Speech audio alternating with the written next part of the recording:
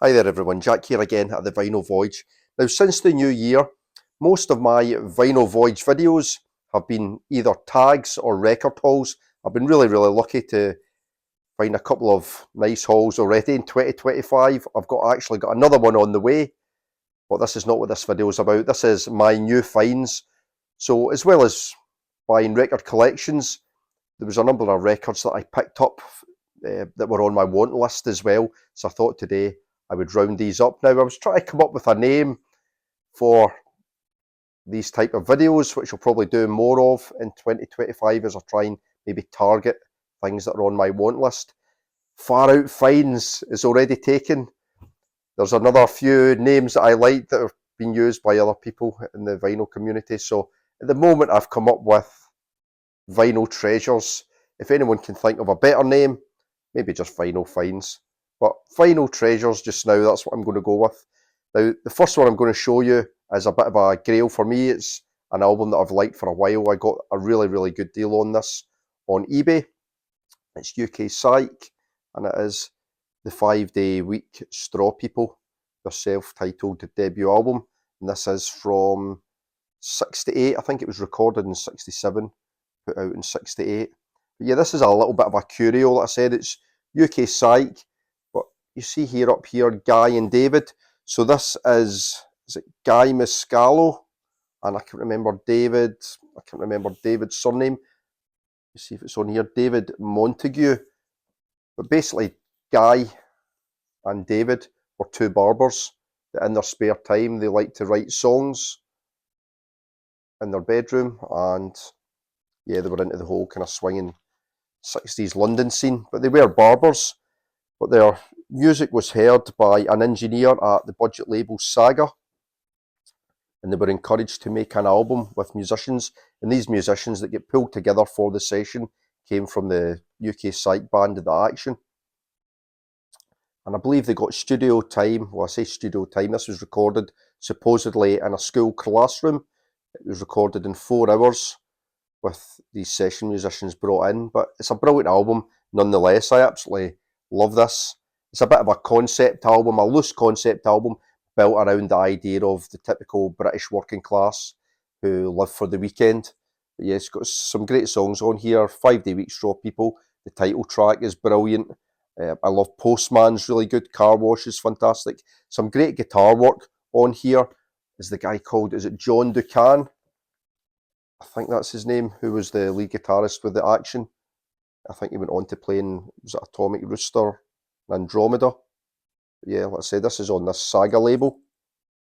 This is a UK first press and not far off mint condition. Really nice album and a great listen. If you like that kind of whimsical UK Psych, then you would love this. It's also, there is harder elements as well. Like I said, the guitar playing in here is really good, but this is the only album that the 5-Day Week Straw People ever put out. But what is really interesting, if you've ever heard of the kind of global hairdressing brand Tony and Guy, the chap Guy Miscalo, that's what he went on to do. He went on to head that kind of global hairdressing brand, Tony and Guy. But yeah, this must have just been him living out his psych rock 60s fantasies. Why not? But yeah, really good. Love the artwork as well. Brilliant stuff. I've been enjoying that over the last few weeks. So then from 67, I've got another bit of UK Psych. And I think I actually even like this even more. This is the story of Simopath by the original Nirvana, UK Nirvana. This is their debut album. And if you're into Psych, you would know this album. It's just fantastic artwork. Check out that centaur there. So this isn't a UK press, this is a first German press. I think the UK presses were done on were done on Island, or were put out by Island. It was produced by Chris Blackwell. This is a first German press on Fontana. Yeah, I absolutely love this album. It's like really well written orchestral psych pop, kind of chamber pop. But yeah, absolutely brilliant. I think the songwriting on this is excellent. Again, this is a bit of a concept album. This is more of what do you call it again? A rock opera. So they say that this could have been the very first rock opera, and it's got like a very silly story, which I kind of think makes it all the more charming. So this is Simon Simopath here, and the rock opera story goes along the lines of Simon Simopath is this young boy, and the kind of childlike nature of the songs kind of lends to the story. So he's this young boy who wishes he could fly, and he talks about being a butterfly and shooting down birds so that he can have their wings, but he dreams of flying.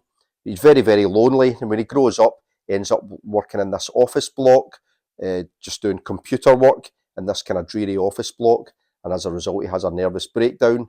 He gets taken to a mental institution where he escapes. He jumps on board a rocket. This rocket takes him to a far-off planet where he meets this centaur. He befriends a centaur, meets this tiny goddess known as Magdalena. He marries Magdalena and has a jazz party to celebrate the wedding. So yeah, the main writers are Alex Spiropoulos, I think he was a keyboard player, and Patrick Campbell-Lyons. Yeah, really good. You've got the whole story of the rock opera on here. It's just typical 60s nonsense, but the songs are irresistible. They're just so good. I think they're really catchy. Some of my favourites would be, let me see, I think the Wings of Love, the opening track's really good. We Can Help You, it's fantastic. Satellite Jockey is really good as well. And where is it? Pentecost Hotel is fantastic. But it's kind of set a little bit, when he grows up, it's set in a futuristic society, 1999. So that kind of shows where we are now. We went beyond the realms of the science fiction of the 1960s. But excellent stuff. I'd like to buy more of Nirvana's early albums because, yeah, fallen in love with this. It's a brilliant album. Alrighty, next up then, we'll move on to some indie, some UK indie.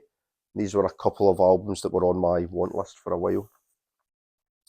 So first up then, I think this is from 87, is the Jesus and Mary Chain. Great Scottish indie band out of East Kilbride with their second album, Darklands. I really love Jesus and Mary Chain, fronted by Jim and William Reid. So I think Jim does all the vocals, William does the majority of the production. But yeah, this is brilliant. A lot of people consider Psycho Candy as like their best piece of work, but I think I like this better. Psycho Candy is drenched in feedback, and we've got these fantastic songs on Psycho Candy, but this kind of strips away the feedback and just kind of shows the songs for what they really are. It's still kind of outsider rock and roll, or indie rock and roll, but it's got some great songs on here. Darklands is an absolute beauty of a song.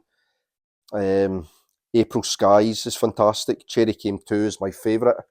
It's just got, that kind of surf rock feel. It's got that, again, like a kind of 1960s girl group influence.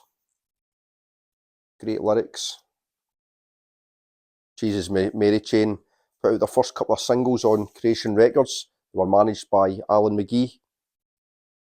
But then for this album, by the time they got to the album, they signed up to one of Warner Brothers' subsidiary labels. Is it Blanco Wine Negro? I think that's what it's called. Yeah, Blanco Wine Negro. Yeah, this is like a European first press, really nice condition. Yeah, love the Jesus Mary Chain, and like I said, this is probably my favourite of theirs. I probably prefer it to Psycho Candy. Though Psycho Candy's a fantastic album as well. So that was the first of my indie pearls, Darklands by Jesus Mary Chain. Next up, another band that started on Creation and then moved elsewhere. This is from 1990, The House of Love, their second album as well. Self-titled, but kind of known as the Butterfly album, or the Butterfly cover.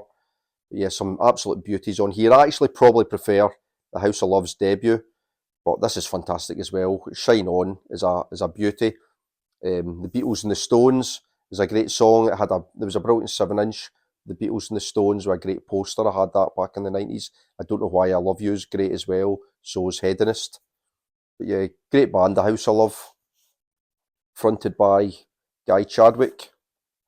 I was reading in an interview, he was kind of saying that when they left Creation and signed to Fontana, he felt that was like the biggest mistake that the band ever made.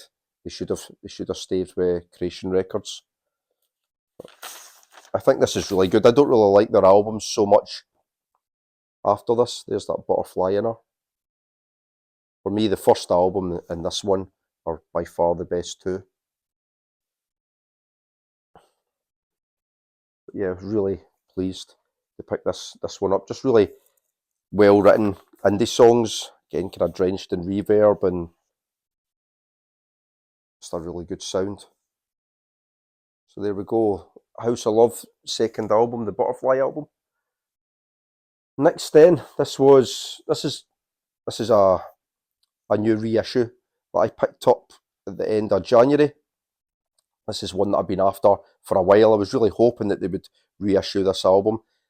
The originals are quite expensive, but being a kind of mainly acoustic album, I wanted to pick a really nice clean copy up, and the originals go for a lot of money. But this is Michael Head and the Strands, Magical World of the Strands. I've banged on loads about Michael Head on my channel. Michael Head was originally with the Pale Fountains, then he went to Shack. He put out 2 albums with Shack. It was Zilch and then Water Pistol, and they weren't really getting anywhere, and they kind of broke up for a while, and this was like a side project, Michael Head and the Strands. And Michael Head was in Shack with his brother John Head, and John follows him here as well. You can see the two of them in here. That's them. But yeah, this is just really, really great acoustic indie music. It's got a bit of a folk feel to it. Round about this time, after Shack did their Water Pistol album, Michael Head and some of the other members of Shack supported Arthur Lee and Love on their European tour. And Michael Head and his brother are massive, massive Arthur Lee and Love fans. But when they come back from that European tour, touring with Arthur Lee, they put out this album. I think this was 97, and it's got a real Love feel to it. You know, that kind of acoustic, orchestral sound that Forever Changes has. Queen Matilda, really, really beautiful song to open the album.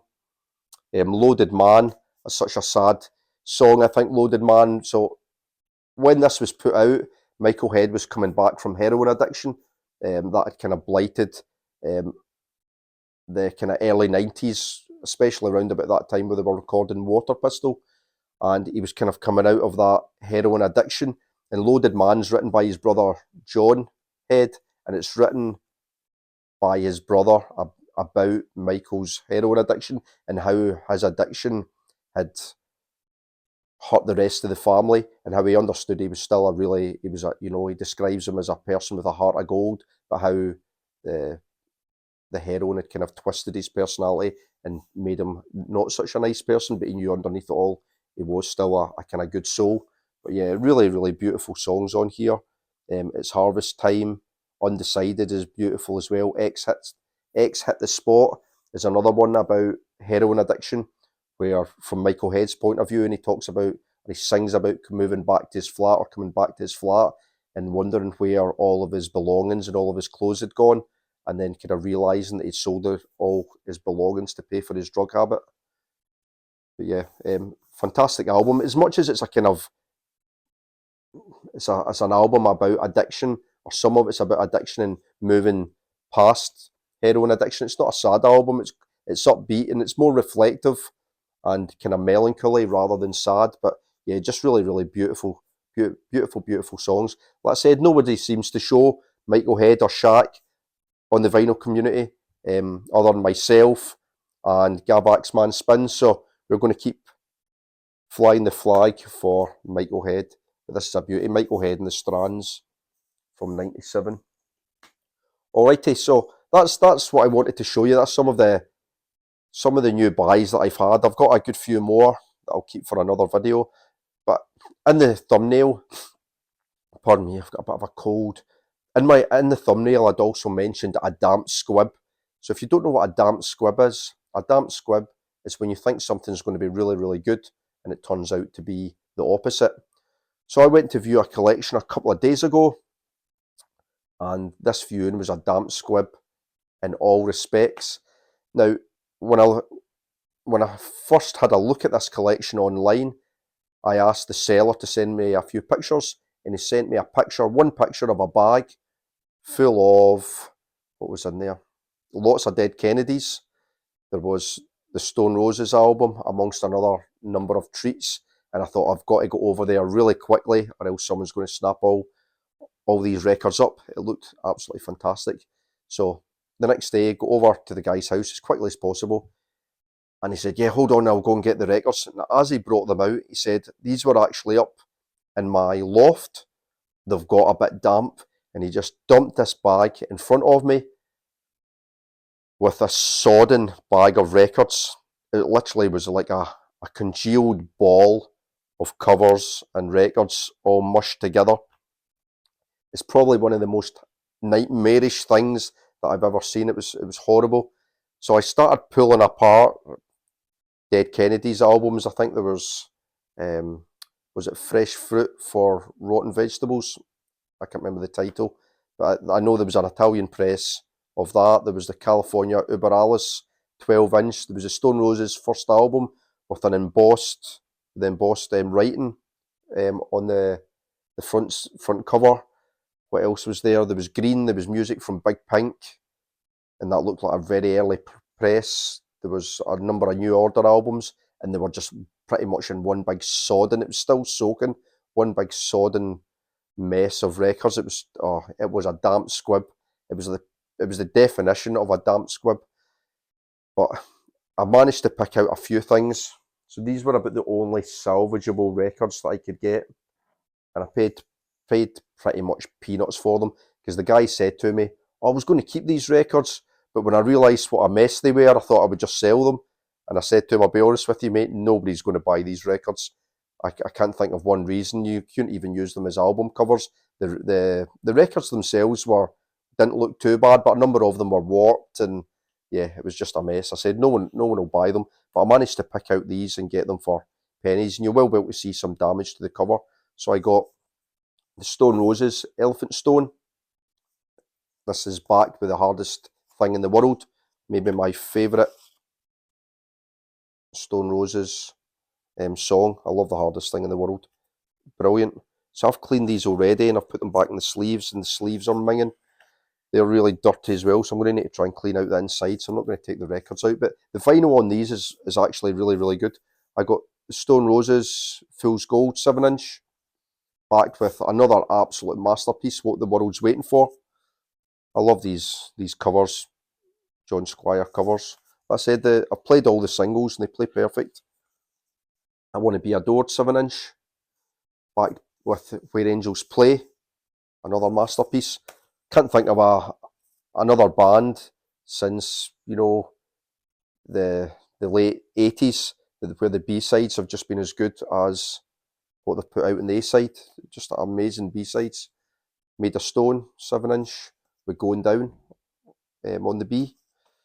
And you can see damage to the cover on this one. She Bangs the Drums with the amazing Standing Here on the B-side. So, yeah, pretty much all the 7 inches off the first album, plus Elephant Stone. So yeah, not bad. I only paid a couple of quid for these. The singles themselves are fine. Just the covers have got a bit of water damage to them, but for a few quid, that wasn't bad. Now, like I said, I've got more things that I bought over Christmas and the New Year, but I'm going to keep them for a later video. I've got a ever-growing want list, so I've got another few things targeted. Hopefully, I can buy a few more bits at the end of February. But for just now, like I said, I'm waiting on another collection coming into the house. And this is a really, really good bundle that I found on eBay, full of real treats. I just got to hope that the vinyl's in good condition, and yeah, then hopefully turn my attention to getting a few more things for my own collection. But yeah, that was it today. I hope you enjoyed having a look at those bits and pieces that I got. Those two Psych albums are real grails for me, in lovely, lovely condition as well. So I've loved playing the both of those over the last few weeks. Absolutely brilliant. And like I said, those UK indie albums are the same. Now, if you like the video, please give us a thumbs up. Please comment on the video if you enjoy any of these albums yourself. Anything you'd like to add about them, please do so. I love reading your comments, and as always, I'll always reply to them. And other than that, that's me for today. See you in the next video then. Bye for now.